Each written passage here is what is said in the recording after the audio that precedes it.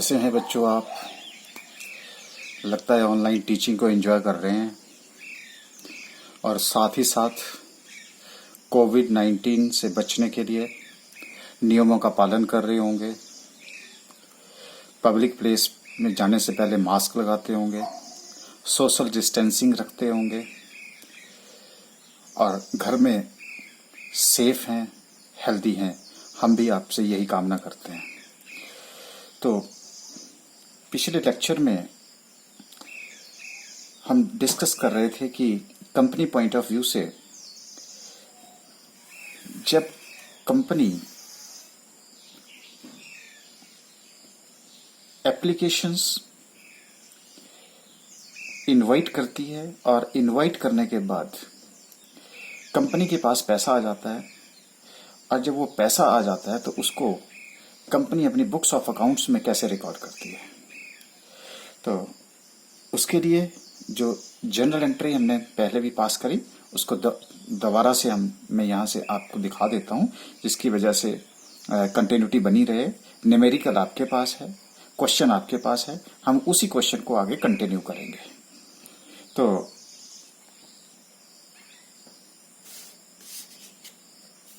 यहाँ पे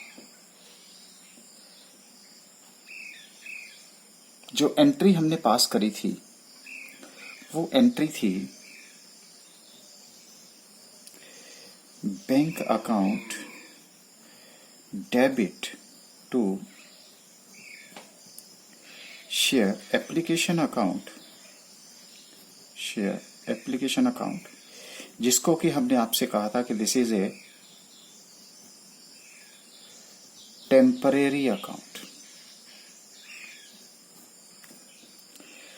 फिर अगर टेम्परेरी अकाउंट है तो उसे परमानेंट अपने असली घर पे ले जाना होगा। तो उसके लिए क्योंकि हम डबल एंट्री सिस्टम फॉलो करते हैं तो डबल एंट्री सिस्टम में हम इसको हटा तो नहीं कर सकते, लेकिन उसके इफेक्ट को न्यूट्रलाइज करना पड़ता है। तो इफेक्ट को न्यूट्रलाइज करने के लिए शेयर एप्लीकेशन अकाउंट, जो हमारा टेम्परेरी अकाउंट है जिसको हमने पहले क्रेडिट किया था, अब उसे हम डेबिट करेंगे और जो उसका असली घर है वो है शेयर कैपिटल अकाउंट, वहां पे इसको लेके जाएंगे। अच्छा, अब देखिए कि अगर हम न्यूमेरिकल देखें तो न्यूमेरिकल को अगर हम दोबारा से पढ़ें तो उसमें हमने 30,000 एप्लीकेशंस की बात करी थी। 30,000 एट द रेट ऑफ ₹10, जिसको कि हमने 4 इंस्टॉलमेंट्स में मांगा था। और जो हमारी 4 इंस्टॉलमेंट्स थी वो एप्लीकेशन के ऊपर ₹2 था, अलॉटमेंट के ऊपर हमारा ₹3 था, फर्स्ट कॉल के ऊपर ₹2 था और सेकंड कॉल के ऊपर ₹3 था। इस तरह से टोटल हमारा ₹10 शेयर आ गया। अब अगर हम यहां पे देखें तो एप्लीकेशंस भी हमारी कितनी आई? 30,000 शेयर्स के लिए एप्लीकेशंस आई। ये यहाँ पे एक कोइंसिडेंस है कि जितने के लिए हमने कहा था एप्लीकेशंस भी उतनी आई, लेकिन प्रैक्टिकली ऐसा नहीं होता। कभी कम आती हैं, कभी ज्यादा आती हैं, पर मोस्ट प्रोबेबली ज्यादा आने के चांसेस होते हैं। तो यहाँ पे बैंक में इसका मतलब हमने 30,000 शेयर्स के लिए लोगों से एप्लीकेशंस मांगी थी और हमने एप्लीकेशन के टाइम में कितना पैसा मांगा था? Eight the rate of ₹2। इसका मतलब हमने 60,000 और उस 60,000 हमारे बैंक में आ गया और एप्लीकेशन के ऊपर भी 60,000। जब हमने इसको कैंसिल किया तो 60,000 रुपीज एप्लीकेशन और शेयर कैपिटल अकाउंट 60,000 रुपीज। इस तरह से हमारी जनरल एंट्री पास हुई। और जब हमने उसका नेट इफेक्ट देखा तो नेट इफेक्ट हमारे पास क्या हुआ? एप्लीकेशन से एप्लीकेशन कट गया, एंट्री मेरे पास रह गई bank account debit to share capital account. और जैसा मैंने आपसे डिस्कस किया था कि पार्टनरशिप और सोल प्रोप्राइटर में भी यही एंट्री होती है bank account debit to capital account, लेकिन यहाँ पे शेयर कैपिटल अकाउंट, और ये हमने पहले ही आपसे डिस्कस किया था कि यहाँ पे हम इसको शेयर कैपिटल क्यों लिखते हैं। आइए अब हम आगे बढ़ते हैं। अब उसके बाद क्या हुआ कि कंपनी ने एप्लीकेशंस आ गई, एप्लीकेशंस आने के बाद फर्स्ट स्टेज कंप्लीट हो गई। कंप्लीट होने के बाद अब हम मूव कर रहे हैं अलॉटमेंट की तरफ। अब जो अलॉटमेंट की स्टेज है, इसको हम क्या बोलेंगे? इसको बोलेंगे कि टू होम, इस स्टेज को हम बोलेंगे to whom allotment is made and ask for more money। अब इसका मतलब है कंपनी को पैसे की जरूरत पड़ गई और उन्होंने ये भी डिसाइड कर लिया।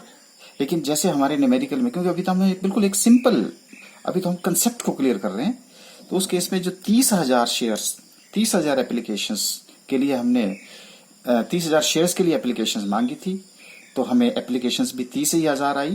तो इसका मतलब है कि सभी को क्या हो जाएगी? अलॉटमेंट हो जाएगी। तो अब उसके लिए हम दोबारा से जर्नल एंट्रीज पास करेंगे। अब मैं आपसे यहां पे एक बात कहना चाहूंगा कि एंट्री जो हमारी एप्लीकेशंस के टाइम थी सेम ही होगी, लेकिन यहां पे सीक्वेंस चेंज हो जाएगा। अब ये सीक्वेंस क्यों चेंज होता है वो हम आपसे बाद में डिस्कस करेंगे। सीक्वेंस का मतलब है कि नाउ सीक्वेंस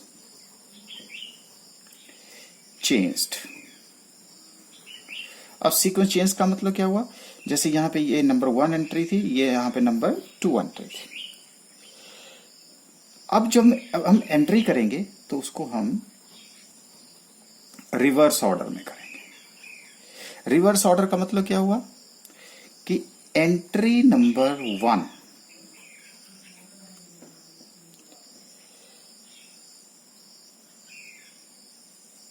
जो कि एप्लीकेशन के टाइम में फर्स्ट एंट्री होती थी, अब वो एंट्री हो जाएगी entry number 2। So entry number 1 will be entry number 2 and entry number 2 will be entry number 1। तो इसी को हम क्या बोल रहे हैं? Reverse order. तो पहले हमारे पास यूं था, अब हमारे पास ऑर्डर ऐसा हो जाएगा।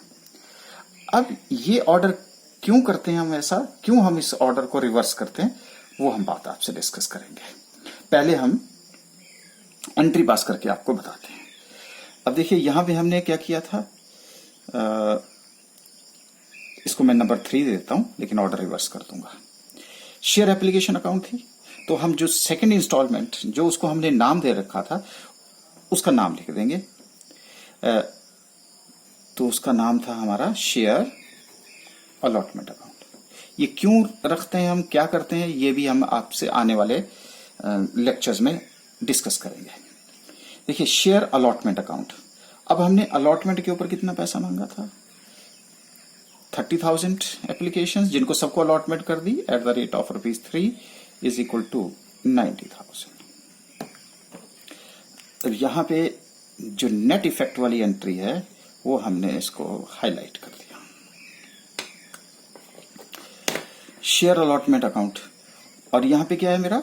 To share capital account, share capital account. तो that is also with 90,000 rupees, right. अब जो एंट्री नंबर 1 थी उसको मैंने बाद में किया, तो चलिए जी इसको हम बाद में कर देते हैं। तो क्या एंट्री आ गई जी? Bank account debit to share allotment account, that is also with 90,000 rupees.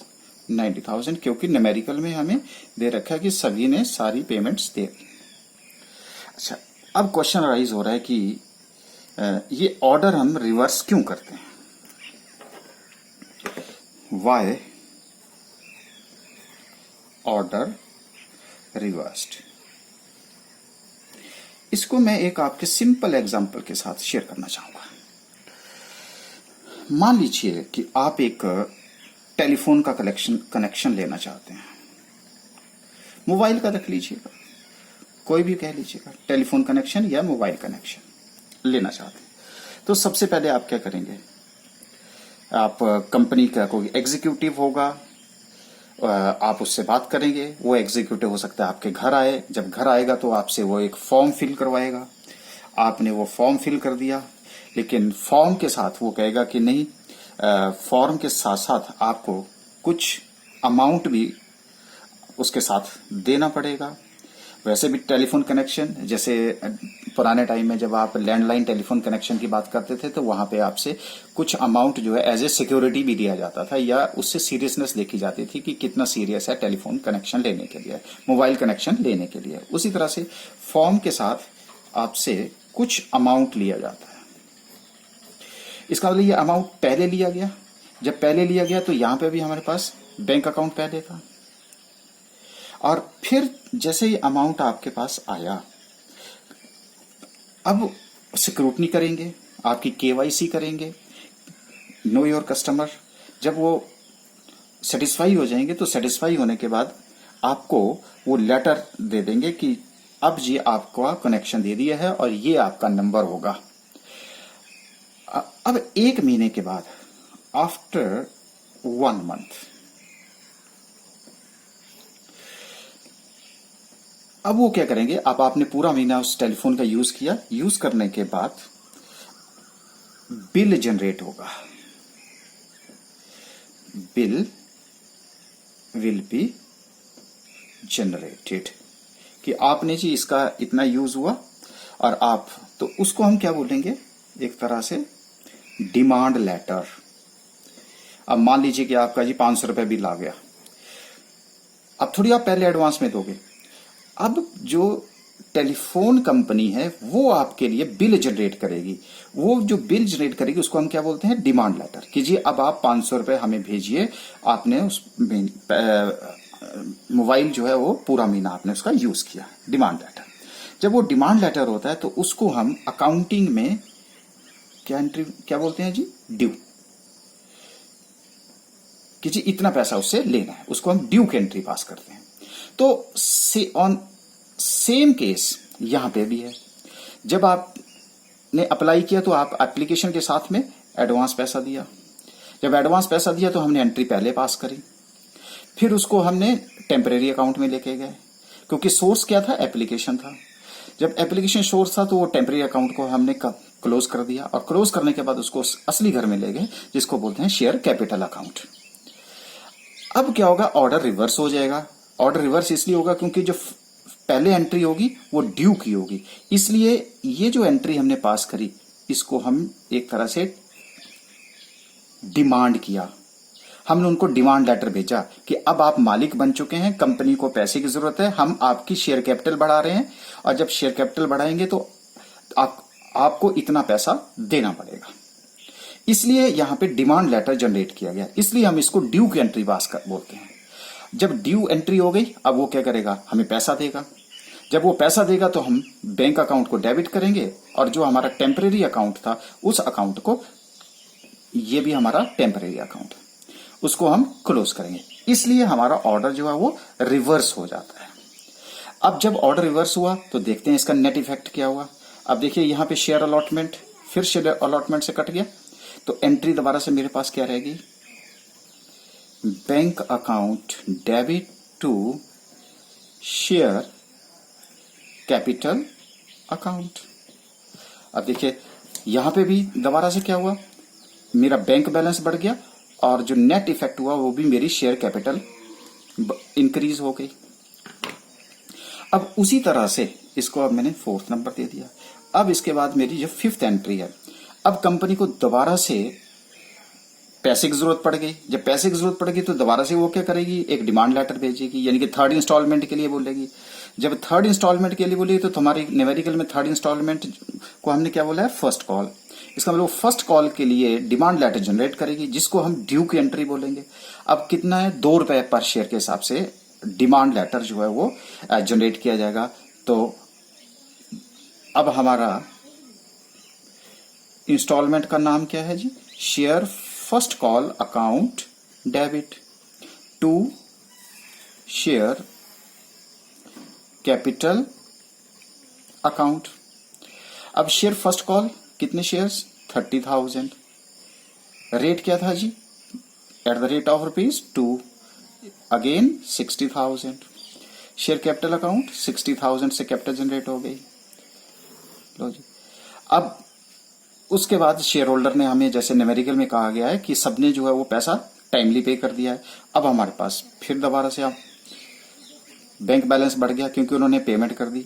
तो बैंक अकाउंट डेबिट टू, जिस इंस्टॉलमेंट के लिए हमने ड्यू डाला था वो जो टेम्परेरी अकाउंट था उसको अब हमने क्लोज करना है, तो इसलिए यहां पे इसको क्रेडिट करेंगे to share first call account, जिसको हम दोबारा से क्या बोलेंगे जी? 60,000 रुपीज, 60,000 रुपीज। सारा पैसा हमारा रिसीव हो गया।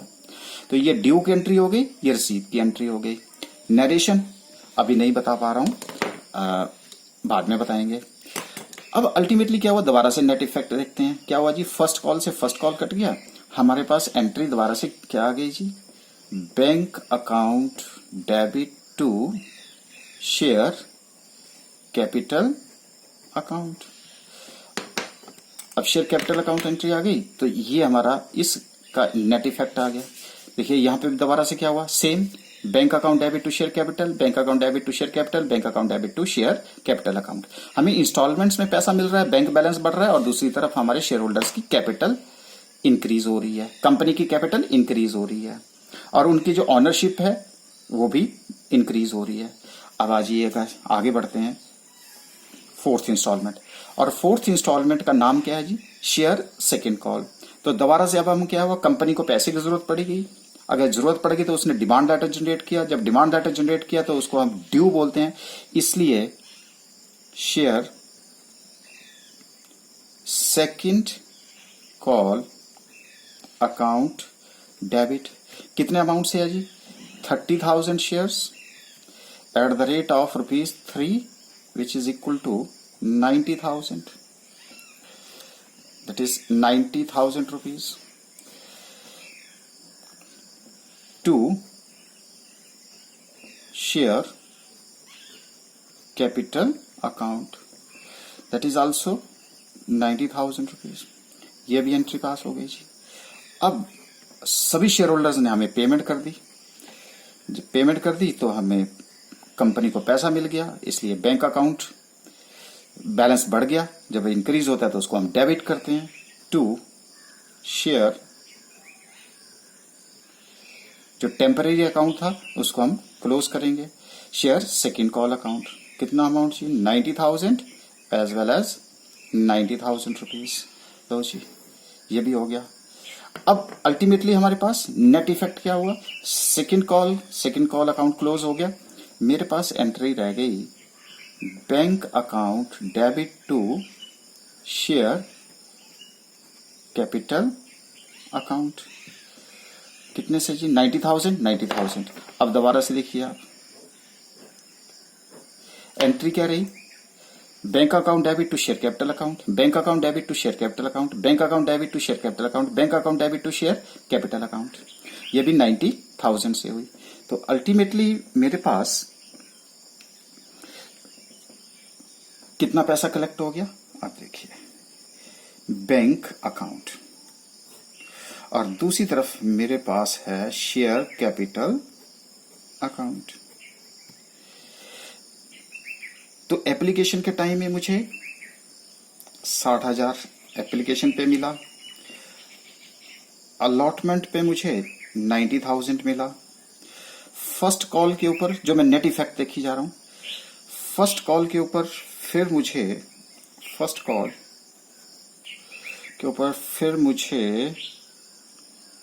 60,000 मिला। सेकंड, क्योंकि यहां पे सेकंड और फाइनल कॉल है तो यहां पे मुझे 90,000 रुपीज मिला। टोटल मेरा हो गया 9 + 6 15 24 6 3 लाख रुपीज। मैंने एप्लीकेशंस भी 30,000 शेयर्स को @10 मुझे भी मिल गया। शेयर कैपिटल में मेरा कितना पैसा गया? 60,000, 90,000, 60,000 एंड 90,000 रुपीज। 90,000 रुपीज ये मेरे पास शेयर कैपिटल अकाउंट में भी 3 लाख रुपए।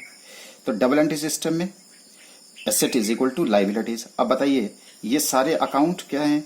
ये सारे अकाउंट हमारे क्लोज हो गए। अब क्लोज क्यों हुए? क्योंकि टेम्परेरी अकाउंट था।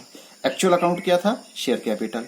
क्योंकि इन सबके पीछे कौन छुपा था? शेयर छुपा था। जो शेयर छुपा था वो उसका असली घर था, और इस वजह से हमारे पास 3 लाख रुपए, 3 lakh rupees is equal to 3 lakh rupees. अब अगर हम इसको सोल प्रोप्राइटर के साथ कंपेयर करें तो वहां पे भी हमारे पास sole proprietor partnership, sole proprietor में हमारे पास एंट्री क्या थी?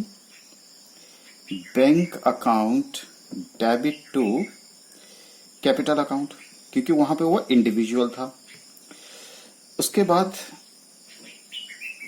पार्टनरशिप के केस में एंट्री क्या थी जी? बैंक अकाउंट डेबिट टू, जैसे हमने पीछे भी डिस्कस किया था, 2 पार्टनर्स थे, A's capital to B's capital. अब हमारे पास कंपनी के केस में भी हमारे पास एंट्री क्या आई? Bank account debit to share capital account, share capital account. तो डिफरेंस क्या हुआ जी? देखिए यहां पे भी बैंक अकाउंट डेबिट है, यहां पे बैंक अकाउंट डेबिट है, यहां पे कैपिटल अकाउंट क्रेडिट है, यहां A's B's capital account debit है, क्रेडिट है, तो यहां पे शेयर कैपिटल अकाउंट क्रेडिट है। ऐसा क्यों हुआ? जैसे मैंने कहा कि डिफरेंट टाइप्स ऑफ बिजनेस हैं, तो रूल तो सेम रहे लेकिन एंट्रीज में थोड़ा सा डिफरेंस हुआ। अब यहां पे हमने शेयर कैपिटल क्यों लिखा? क्योंकि भैया यहां पे कंपनी के केस में लाखों शेयर होल्डर्स होंगे, तो क्या मैं इन लाखों के नाम लिखूंगा यहां पे? अगर मैं लाखों के नाम लिखूंगा तो बहुत भद्दा लगेगा, और इसलिए तो हम बोलते हैं कि अकाउंटिंग इज एन आर्ट। अगर मैं उस आर्ट को अप्लाई नहीं करूंगा, अगर आर्ट का यूज नहीं करूंगा, तो मुझे मेरे में और लेमैन में क्या फर्क रहेगा? कोई फर्क नहीं रहेगा। इसलिए मैं क्या करता हूं, ये जो शेयर कैपिटल है ये किसको रिप्रेजेंट कर रही है? ये शेयर होल्डर्स को रिप्रेजेंट कर रही है। तभी तो हमने कैपिटल के साथ क्या लगा दिया? शेयर, क्योंकि कंपनी की कैपिटल को डिफरेंट पार्ट्स में बांट दिया जाता है, डिनोमिनेशंस में, जो कि हमने पहले लेक्चर में डिस्कस किया था। इसलिए अब हम कैपिटल नहीं, उसको क्या बोलते हैं? शेयर कैपिटल अकाउंट बोलते हैं। तो अल्टीमेटली जहां से हम चले थे, सोल प्रोप्राइटर से होते हुए, पार्टनरशिप होते हुए, हम अल्टीमेटली कहां आ गए? कंपनी। तो कंपनी की कैपिटल रेज करने का जो मेथड है वो थोड़ा सा डिफरेंट है, क्योंकि यहां पे हमें कंपनी लॉ फॉलो करना पड़ता है। अगर हम कंपनी लॉ फॉलो करते हैं तो in our mind then we have to pass the journal entries, and ultimately the net effect is that is a bank account debit to share capital account. So as I have already discussed that there is no difference as such, because the concept convention would remain same, but there are different types of the businesses, so therefore the journal entry may be different in case of the sole proprietor, partnership and company. Now most of the students would ask whether we have to pass only this entry, this entry, this entry. No. So it means in exam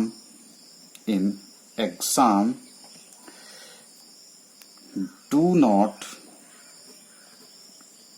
pass net entry. Instead pass 2 entries for each and every installment. तो यहीं पे ये खत्म है। इसके अलावा अब मैं इसी कंसेप्ट को बैलेंस शीट के थ्रू, ये जो जनरल एंट्रीज हैं, अगर आपने इसको एक लेमैन को समझाना है, अभी तो मैं आपको समझ रहा हूं कि आपको +1 और +2 में अकाउंटिंग की नॉलेज है, और आपको थोड़ी सी अकाउंटिंग की नॉलेज होने के साथ साथ में मैंने आपको ये क्वेश्चन जो कंसेप्ट बेस्ड क्वेश्चंस कराया। लेकिन अब अगर आपको एक लेमैन को अगर इसको समझाना होगा कि ये एंट्री क्या बोलती है, इस एंट्री का मतलब क्या होता है, इस एंट्री का मतलब क्या होता है, क्योंकि अभी तो आपके पास नॉलेज है, इसलिए आप समझ रहे हैं कि बैंक अकाउंट को डेबिट कर दिया, एप्लीकेशन को क्रेडिट कर दिया, टेम्पररी अकाउंट है, ये परमानेंट अकाउंट है, ये सब आप बातें समझ रहे हैं। लेकिन अगर आपको इसको एक लेमैन को समझाना है आपके फैमिली मेंबर में जो नॉन कॉमर्स बैकग्राउंड है। तो अब हम जो नेक्स्ट लेक्चर होगा, उस नेक्स्ट लेक्चर में हम ये डिस्कस करेंगे कि एंट्री के अंदर का कंसेप्ट क्या है, what is the insight behind this journal entry. या अगर हमने इसको एक लेमैन को अगर समझाना होगा तो उस लेमैन को हम कैसे समझा पाएंगे, तो उसको भी हम नेक्स्ट लेक्चर में डिस्कस करेंगे। तो तब के लिए नमस्कार, धन्यवाद।